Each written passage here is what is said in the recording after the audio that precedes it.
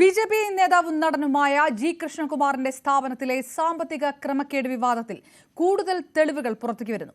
ജീവനക്കാർ പണം തട്ടിയെടുത്ത് വീതിച്ചു എന്ന് പറയുന്ന ഓഡിയോ സംഭാഷണമാണ് ഏറ്റവും ഒടുവിൽ പുറത്തുവന്നത്.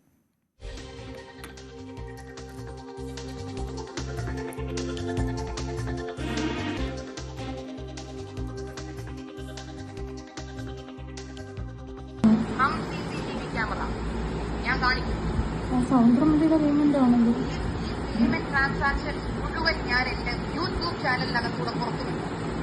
മനസ്സിലായി? നിങ്ങൾക്ക് 3 പേർക്ക് ജീവിക്കാൻ പറ്റാത്ത വകുപ്പ് ഞാൻ ചെയ്യും. മനസ്സിലായില്ലേ? എത്ര രൂപയാണ് പറ്റിച്ചിരിക്കുന്നത് ദിവ്യ ചേച്ചി? അത് നേരത്തെ ഓപ്പൺ ആയിട്ട് തുറന്നു പറഞ്ഞതല്ലേ? വിളിച്ചാണല്ലോ ചേച്ചി. ഇതിനുള്ള വിളി നിർത്തിക്കോ, പല്ലടിച്ചാ പൊട്ടിക്കും. എന്നെ അറിഞ്ഞൂടാ നിങ്ങൾക്ക്. നിങ്ങളോട് നിങ്ങൾ സത്യം പറയാലോ, നിങ്ങൾ എന്റെ മാന്യമായ സൈഡ് മാത്രമേ ഇതുവരെ കണ്ടിട്ടുള്ളൂ. എന്റെ മാന്യമായ സൈഡ് മാത്രം നിങ്ങൾ കണ്ടുള്ളൂ. എനിക്കൊരു പബ്ലിക് ഇമേജ് ഉള്ളതുകൊണ്ട് ഞാൻ മെയിൻറ്റെയിൻ ചെയ്തതാണ്. നിങ്ങളെക്കാൾ താറ സൈഡ് എനിക്കുണ്ട്. എന്നത് കാണിപ്പിച്ചു. നിങ്ങളെക്കാൾ താറ സൈഡ് എനിക്കുണ്ട്. പക്ഷെ അത് കട്ടുമോട്ടിച്ചു അല്ല ചെയ്യുന്നത്. മനസ്സിലായില്ലേ? കട്ടുമോട്ടിച്ച് ഞാൻ ജീവിച്ചിട്ടില്ല. എനിക്കൊന്നും കേൾക്കാൻ വയ്യല്ല സുമിച്ചത്. ഞാൻ പോകുന്നു പറ.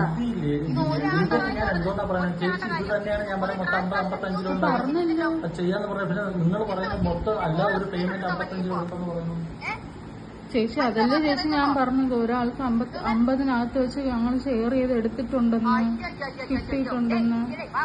ഇത് മാത്രമുണ്ട് 55,000. അതല്ലാതെ 1000 സ്ക്രീൻഷോട്ട് വേറെ കസ്റ്റമേഴ്സിന് വരാൻ പോകുന്നതേ ഉള്ളൂ. അതും കൂടെ വന്ന് കളക്ട് ചെയ്തിട്ടേ ഞാൻ ഈ വീട്ടിൽ നിന്ന് വട്ടിയൂർക്കാവ് സ്റ്റേഷനിലോട്ട് പോകുന്നുള്ളൂ. അതിന് മുന്നേ നിങ്ങൾ ചാവയാ നിങ്ങൾ എന്താന്ന് വെച്ചാൽ ചെയ്യും. എനിക്കറിയണ്ട. നിങ്ങളുടെ 3 പേരുടെ ജീവനോട് നിങ്ങൾ ഉണ്ടെങ്കിൽ കൊലയ്ക്കാൻ ഞാൻ റെഡിയാണ്. ഇതിനിടെ ആരോപണത്തിൽ കൂടുതൽ വെളിപ്പെടുത്തലുമായി ജീവനക്കാരുമെത്തി. മൊബൈൽ ഫോൺ തട്ടിയെടുത്തുവെന്നും CCTV ഇല്ലാത്ത ഭാഗത്ത് കൊണ്ടുപോയി ഭീഷണിപ്പെടുത്തിയെന്നും ജീവനക്കാർ പറഞ്ഞു. ആർക്കോൺ പ്രീമിയർ എന്ന് പറയുന്ന ദിയയുടെ ഫ്ളാറ്റിലോട്ട് ഞങ്ങളെ വിളിച്ചു വരുത്തുകയും രാവിലെ 10 മണിക്ക് എത്താനാണ് ദിയ നമ്മുടെ അടുത്ത് പറഞ്ഞിരിക്കുന്നത്. അവിടെ നിന്ന് ഞങ്ങൾ എത്തിയതിനു ശേഷം ഞങ്ങളുടെ നിന്ന് പൈസ വാങ്ങിയതിനു ശേഷം ദിയയുടെ വീട്ടുകാർ ഓരോരുത്തരായിട്ട് വിളിക്കുകയും അവരെല്ലാവരും ഓരോ കാറിലായിട്ട് വന്ന് ഞങ്ങളുടെ അനുവാദം ഇല്ലാതെ അവർ 5 പേരും 5 സൈഡിൽ നിന്ന് വീഡിയോ എടുക്കുകയാണ്. ദിയയെ സംബന്ധിച്ചിടത്തോളം ഇത് ഞങ്ങൾ അവൾക്ക് യൂട്യൂബിൽ നാളെ ട്രെൻഡിങ് ഉണ്ടാകുമ്പോൾ ഒരു കണ്ടന്റ് മാത്രമാണ്.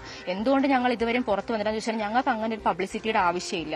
ഞങ്ങൾ ലീഗലി മൂവ് ചെയ്യാൻ തന്നെയാണ് ഇത്രയും നാളെ ഞങ്ങൾ വെയിറ്റ് ചെയ്തത്. അതിന്റെ കാര്യങ്ങൾ നടക്കുന്നതാണ് ഞങ്ങൾ വെയിറ്റ് ചെയ്തത്. അപ്പോൾ ദിയ ഇങ്ങനെ പറഞ്ഞ് ദിയയുടെ വീട്ടുകാരെയൊക്കെ വിളിച്ചിട്ട് വന്നു. 3 കാറുകളിലായിട്ടാണ് ദിയ രാധുവിനെ സെപ്പറേറ്റ് ഒരു കാറിൽ, ഞങ്ങളെ 2 സെപ്പറേറ്റ് ഒരു കാറിൽ നിർബന്ധിപ്പിച്ച് അത് തട്ടിക്കൊണ്ട് പോകുന്നത് തന്നെയാണ്. നമ്മളറിയാത്തൊരു വണ്ടിയിൽ നമ്മളെ കയറ്റിയിട്ട് പോകുന്നത്. ഞങ്ങളുടെ സ്വന്തം വണ്ടിയിൽ പോലും വരാൻ വിടാതെ അവരേതോ ഒരു ഓഫീസിലാണ് ഞങ്ങളെ കൊണ്ടുപോയത്. പിന്നീട് ഞങ്ങൾക്ക് അവരെ സംസാരത്തിൽ നിന്നാണ് അത് അമ്പലമുക്കുള്ള ഒരു ഓഫീസാണെന്ന് ഞങ്ങൾക്ക് മനസ്സിലായത്. അവിടെ ക്യാമറ ഒന്നുമില്ല. അവിടെ ഒരു 6-7 ഒരു 10-നകത്തോളം ആൾക്കാരുണ്ടായിരുന്നു. കൃഷ്ണകുമാർ സാറിന്റെ 4 മക്കളും ഭാര്യയും പിന്നെ അവരുടെ 3 പേഴ്സണൽ ഡ്രൈവേഴ്സും അതുകൂടാതെ അവിടെ അവരുടെ പാർട്ടിക്കൊക്കെ വേണ്ടി എടുക്കുന്ന വീഡിയോ ഒക്കെ എടുക്കുന്ന ഒരു ചെറുപ്പക്കാരനും ഒരു റിസപ്ഷനിസ്റ്റും അങ്ങനെ കുറെ അധികം ആൾക്കാരുണ്ടായിരുന്നു അവിടെ കൊണ്ടുപോയിട്ട് അവരെല്ലാവരും ഓരോ ഫോണിൽ നിന്ന് ഓരോ വ്ളോഗ് എടുത്തുകൊണ്ടിരിക്കുകയായിരുന്നു. ഞങ്ങളുടെ 3 പേരുടെ ഫോണ് ബലമായിട്ട് പിടിച്ചു വാങ്ങുകയും ഞങ്ങളുടെ ബാങ്ക് അക്കൗണ്ട് നമ്പറിൽ എങ്ങനെയാണ് നമ്മളൊരു പേഴ്സണൽ യൂസർ ഇല്ലാതെ ഏത് ബാങ്കുകാരാണ് 1 വർഷത്തെ സ്റ്റേറ്റ്മെന്റ് അവർക്ക് കൊടുത്തതെന്ന് ഞങ്ങൾക്ക് അറിയണം. കാരണം ഞങ്ങൾക്ക് അതിനെപ്പറ്റി അറിയില്ല. അവർ 2 മണിക്കൂർ കൊണ്ടാണ് ഞങ്ങളുടെ ഫുള്ള് സ്റ്റേറ്റ്മെന്റ് എടുത്തത്. അതെല്ലാം കഴിഞ്ഞതിന് ശേഷം അവർ ഞങ്ങളുടെ ഫോണൊക്കെ പിടിച്ചു വാങ്ങി വെച്ചിരിക്കുമായിരുന്നു. നികുതിയുടെ പ്രശ്നം പറഞ്ഞ് തങ്ങളുടെ അക്കൗണ്ടിലേക്ക് സ്ഥാപനത്തിന്റെ വരുമാനം മാറ്റിയിരുന്നുവെന്നും ജാതി അധിക്ഷേപം നേരിട്ടതായും ജീവനക്കാർ വെളിപ്പെടുത്തുന്നു. നിങ്ങൾ നീ മുക്കുവത്തിയാ നിന്റെ ഭർത്താവ്. ഞാൻ പറഞ്ഞു ഞാൻ ഹിന്ദു ആണെന്ന് പറഞ്ഞു. അപ്പൊ നീ ഏത് ഹിന്ദു എന്നാണ് എന്റെ അടുത്ത് ചോദിച്ചത്. ക്രിമിനലാണ് നീയൊക്കെ, ക്രിമിനൽ എന്നാ പറഞ്ഞത്. പിറ്റേന്ന് രാവിലെ 10 മണിക്കാണ് വരാൻ പറഞ്ഞത്. അങ്ങനെയാണ് ഞങ്ങൾ പിറ്റേന്ന് 2 മണിക്ക് പോയപ്പോഴാണ് പിന്നെ ഞങ്ങൾ പോയപ്പോ തന്നെ അവരവിടെ ഉണ്ടായിരുന്നു. എന്തുകൊണ്ടാണ് ഞങ്ങൾ മാറുന്ന ദിവസം വരെ വെയിറ്റ് ചെയ്ത് അന്ന് അവർക്ക് പരാതി വന്നത്? നമ്മൾ മാറി, ഞങ്ങളെ മുന്നിൽ ജോലി നിർത്തി. 28-ാം തീയതി 29-ാം തീയതിയാണ് ഇഷ്യൂ നടക്കുന്നത്. ദിയയ്ക്ക് അറിയാൻ ജോലി നിർത്തിയത്. ഞങ്ങൾ വിളിച്ചു പറഞ്ഞിട്ടുണ്ടായിരുന്നു. കോൾ റെക്കോർഡ് ഉണ്ട്. കാരണം ദിയയുടെ ഇങ്ങനത്തെ സ്വഭാവമാണ്. എത്ര ചെയ്താലും ദിയക്ക് ചെയ്തില്ല എന്നുള്ള ഒരു പ്രകൃതം ആയതുകൊണ്ടാണ് നമ്മൾ നിർത്തിയത്. ഞാൻ നിർത്തുന്നെന്ന് പറഞ്ഞ് അയച്ചിരുന്നു. അതിന്റെ സ്ക്രീൻഷോട്ട് ഉണ്ട്. 2 വാഹനങ്ങളിലായി തട്ടിക്കൊണ്ടുപോയി എന്ന് ആവർത്തിച്ച ജീവനക്കാർ 69 ലക്ഷം രൂപ തങ്ങളുടെ അക്കൗണ്ടിലേക്ക് വന്നുവെന്ന ആരോപണം നിഷേധിക്കുകയും ചെയ്തു. തന്റെ പരാതിയിൽ നീതി ലഭിക്കുമെന്ന് കരുതുന്നുവെന്നും മുഖ്യമന്ത്രിയുടെ ഓഫീസിൽ നിന്ന് നല്ല പ്രതികരണമാണ് ലഭിച്ചതെന്നും കൃഷ്ണകുമാർ പറഞ്ഞു. ജീവനക്കാർ തട്ടിപ്പ് നടത്തിയെന്ന പരാതി കൃഷ്ണകുമാറാണ് ആദ്യം നൽകിയത്. ഇവിടെ സ്ഥാപനമുണ്ട് OC എന്ന് പറഞ്ഞ്, അത് ഒരു ജ്വല്ലറി ബിസിനസ്സാണ്. അപ്പോൾ അവിടെ വർക്ക് ചെയ്ത 3 കുട്ടികൾ അവിടെ വരുന്ന കസ്റ്റമേഴ്സിൽ നിന്ന് QR കോഡിൽ തിരിമറി നടത്തിയിട്ടാണ് ഈ സാമ്പത്തിക തട്ടിപ്പ് നടത്തിയിരിക്കുന്നത്. ഈ 3 കുട്ടികളും അതിൽ 2 പേര് കല്യാണം കഴിച്ചവരാണ്. അവരുടെ ഭർത്താക്കന്മാരുൾപ്പെടെ ഇവരുടെ ഫ്ളാറ്റിൽ വന്നിട്ട് ഞങ്ങൾ സെറ്റിൽമെന്റ് ഉണ്ടാക്കാന്ന് പറഞ്ഞ് വരുന്നു. അപ്പോൾ അവിടെ വന്നപ്പോൾ ചെറിയൊരു സംഖ്യയുമായിട്ടാണ് വന്നത്. അപ്പോൾ ഇവരിന്ന് സംസാരിച്ചു തുടങ്ങിയപ്പോൾ അവർ സമ്മതിച്ചു തുടങ്ങി ദയവ് ഇതിനി റിപ്പോർട്ട് ചെയ്യരുത്, ഞങ്ങളുടെ കുടുംബത്തിന്റെ മാനം പോകും. അത് കഴിഞ്ഞ് അവർ ഈ ഓഫീസിലേക്കാണ് വരുന്നത്. ഇവിടെ വന്നപ്പോഴത്തേക്ക് നമ്മൾ സംസാരം ഒന്ന് കടുപ്പിച്ചപ്പോഴത്തേക്കാണ് ഞങ്ങൾ ഇതിനിടയ്ക്ക് ബാങ്ക് വഴി അന്വേഷിച്ചപ്പോഴത്തേക്ക് 69 ലക്ഷം രൂപയാണ് ഇവർ QR കോഡ്, അതായത് ബാങ്ക് രേഖകളിലൂടെ ഇവർ തട്ടിയിരിക്കുന്നത്. അപ്പൊ ഇവര് കുറെ കഴിഞ്ഞ് ആദ്യം സമ്മതിച്ചില്ല, പിന്നീട് ഇവർ സമ്മതിച്ചു തുടങ്ങി. അപ്പൊ ഇവർ പറഞ്ഞു ഞങ്ങൾക്ക് കുറച്ച് സമയം തരണം. അപ്പൊ ഇതിനിടയ്ക്ക് ഇവിടെ ഒരു കുട്ടിയുടെ ഭർത്താവ് ഇവിടെ നിന്ന് പുറത്തുപോയി ഒരു 3 മണിക്കൂറിനകത്ത് തിരിച്ചു വരുന്നു. 8,82,000 രൂപ ക്യാഷ് ആയിട്ട് കൊണ്ടിരുന്നു. അന്ന് രാത്രി അതിന്റെ അടുത്ത ദിവസം രാത്രിയോ മകളെ വിളിച്ചിട്ട് ഭീഷണിപ്പെടുത്തുന്നു, ഞങ്ങൾക്ക് ഇതിനകത്ത് ഒരു പൈസ തരാൻ, ഇനി ഞങ്ങളെ മേലിൽ വിളിക്കരുത്, വിളിച്ചാൽ അങ്ങനെ ചെയ്യും ഇങ്ങനെ ചെയ്യും. ശ്രീ സ്റ്റുവർട്ട് ഗില്ലർ ഇവിടുത്തെ അസിസ്റ്റന്റ് കമ്മീഷണറാണ്, അദ്ദേഹത്തിനെ പോയി കണ്ട് ഞങ്ങൾ പരാതി കൊടുക്കുന്നു. ഞങ്ങൾ ഈ പരാതി കൊടുത്തതിന് അടുത്ത ദിവസം ഇവര് ഈ തട്ടിപ്പ് നടത്തിയ കുട്ടികൾ അവരവിടെ വന്നൊരു പരാതി കൊടുക്കുന്നു. ഞങ്ങൾ അവരെ എവിടെന്നോ ഒരു അജ്ഞാത സംഘത്തിലേക്ക് തട്ടിക്കൊണ്ടുപോയി അവരെ കെട്ടിയിട്ട് ഇടിച്ച് അവരിൽ നിന്ന് പൈസ എടുത്തിരിക്കുന്നു. പോലീസ് സേന 99% നല്ലവരാണ്, പിന്നെ ചില പുഴുക്കുത്തുകളുണ്ടാവും. ഇതിലേതോ ഒരാളുടെ ഒരു കുബുദ്ധി ഇതിന്റെ പിന്നിൽ വർക്ക് ചെയ്യുന്നത്, ആരോ ഈ കുട്ടികളുടെ പുറകിലുണ്ട്. കാരണം ഈ കുട്ടികൾക്ക് ഇതിനുള്ള കപ്പാസിറ്റി ഉള്ള കുട്ടികളല്ല. ആ സ്റ്റേഷന്റെ ചാർജ് എന്ന് പറയുന്നത് അവിടുത്തെ CA ആണ്. CA നിങ്ങൾക്ക് എല്ലാവർക്കും അറിയാം. അപ്പൊ അദ്ദേഹം ആയിരിക്കാം, നമുക്ക് നേരിട്ട് കാണുന്നില്ലല്ലോ. ഞാൻ പോയ ദിവസവും ഒട്ടും സുഖകരമല്ലാത്ത ഭാഷയും ശരീരഭാഷയുമാണ് പുള്ളി സ്വീകരിച്ചത്. പക്ഷെ അന്ന് തന്നെ ഒരു വൈരാഗ്യ ബുദ്ധിയോടുകൂടി സംസാരിക്കുകയൊക്കെ കാണുന്നുണ്ട്. ഓഫീസിൽ പോകാൻ പറ്റുന്നില്ല എന്നുള്ളൊരു വിവരം ഞാൻ ഇവരെയാണ് വിളിച്ച് ഏറ്റവും കൂടുതൽ അറിയിച്ചുകൊണ്ടിരുന്നത്. എനിക്ക് ഇന്ന് വയ്യ, ഞാൻ ഹോസ്പിറ്റലിലാണ്, നിങ്ങളെ വിശ്വസിച്ചെല്ലാം ഏൽപ്പിക്കുകയാണ്, ഇന്ന് എത്ര രൂപ വന്നു എന്നുള്ളതെല്ലാം എനിക്ക് ഈവനിങ് ആകുമ്പോൾ നിങ്ങൾ പറഞ്ഞാൽ മതി എന്ന് പറഞ്ഞാണ് ഞാൻ പോകുന്നത്. എനിക്ക് പൈസ പോയതിനേക്കാൾ വിശ്വാസവഞ്ചനയോടുകൂടെ അതിന്റെ ഒരു വേദനയാണ് കൂടുതലുള്ളത്.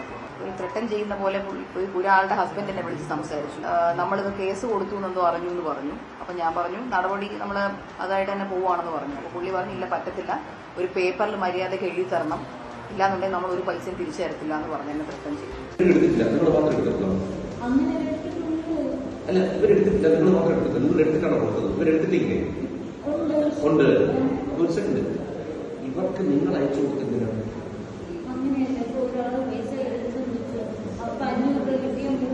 അതല്ല നിങ്ങൾ അവിടെ എടുത്ത പൈസ ഇല്ലേ പിന്നെ നോക്കണം. നിങ്ങൾ ഈ അക്കൗണ്ട് വഴി ട്രാൻസ്ഫർ ചെയ്ത പൈസ ഇല്ലേ, അത് ആരുടെ? അതേസമയം ഇതൊരു കൗണ്ടർ കേസ് മാത്രമാണ് ദിയ കൃഷ്ണകുമാർ പ്രതികരിച്ചു. നിരവധി കസ്റ്റമേഴ്സ് ഇവരെക്കുറിച്ച് പരാതി നൽകിയിട്ടുണ്ട്. താൻ ജാതീയമായി അധിക്ഷേപിച്ചിട്ടില്ല, തട്ടിക്കൊണ്ടുപോയെന്ന വാദം തെറ്റാണ്, രാഷ്ട്രീയപരമായി മറുപടി പറയുന്നില്ല, ആരോ ഇതിന് പിന്നിലുണ്ടെന്നാണ് കരുതുന്നത്, ഗൂഢാലോചന നടക്കുന്നുണ്ടാവാമെന്നും ദിയ പറഞ്ഞു. എന്ന് പറയുന്നൊരു സാധനമൊന്നും ഇവിടെ ആരും സംസാരിക്കാറില്ല. എന്റെ കൂട്ടത്തിൽ അറ്റ്ലീസ്റ്റ് എന്റെ വീട്ടിലാരും സംസാരിക്കാറില്ല. ഇവരത് സംസാരിക്കുന്നുണ്ടോ എന്ന് എനിക്കറിയില്ല. ഇവരെന്നെ വേറെ എന്തെങ്കിലും കണ്ടുകൊണ്ടാണോ ജാതി പ്രകാരം കണ്ടുകൊണ്ടിരുന്നത് എനിക്കറിയില്ല, ഞാൻ ചോദിച്ചിട്ടില്ല. ഈ സ്ട്രെസ്സിലും ദിയ പോകരുതെന്ന് പറഞ്ഞുള്ളതുകൊണ്ട് അച്ഛനും സന്തോഷങ്ങളും ആണ് ഡയറക്റ്റ് ആയിട്ട് പോയി ഇതൊക്കെ ഡീൽ ചെയ്തത്. കൗണ്ടർ കേസ് വിത്തൌട്ട് തെളിവ് എങ്ങനെ ന്യൂസിൽ പബ്ലിഷായി ഫസ്റ്റ് എന്നുള്ളത് നമുക്ക് ആർക്കും ഇപ്പോഴും അറിയില്ല. ഞാൻ അതിൽ എത്തിയിരിക്കുന്നത് ഇവർ പൈസ തരാമെന്ന് പറഞ്ഞ് തൊഴുതു നിൽക്കുമായിരുന്നു നമ്മുടെ മുമ്പിൽ. പിന്നെ അവരെ കെട്ടിയിട്ടു എന്ന് പറയുന്നത് ഇവിടെ നേരെ മുകളിൽ കസേരയിട്ടാണ് അവരിരുന്നത്. എല്ലാവരും അവരുടെ ഹസ്ബൻഡ്സും അവർ 3 പേരും ഉണ്ടെന്ന്, ഞാൻ, അമ്മ, ഷാനിയ എല്ലാവരും ഇവിടെ ഉണ്ടായിരുന്നു.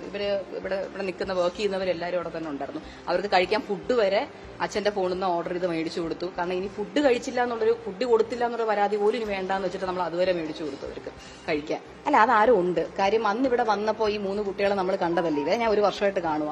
ഇവർക്ക് ഇങ്ങനെ ഇവർ ഇത്രയും സംസാരിക്കുന്നവരാണെന്ന് എനിക്ക് അറിയില്ലായിരുന്നു. അതിന് ഇത്രയും വ്യക്തമായി 3 പേരും ഒരേ സ്റ്റേറ്റ്മെന്റ് പറയുന്നതെങ്കിൽ അത് ആരോ പറഞ്ഞു കൊടുത്തായിട്ട് തന്നെയാണ് ഫീൽ ചെയ്യുന്നത്.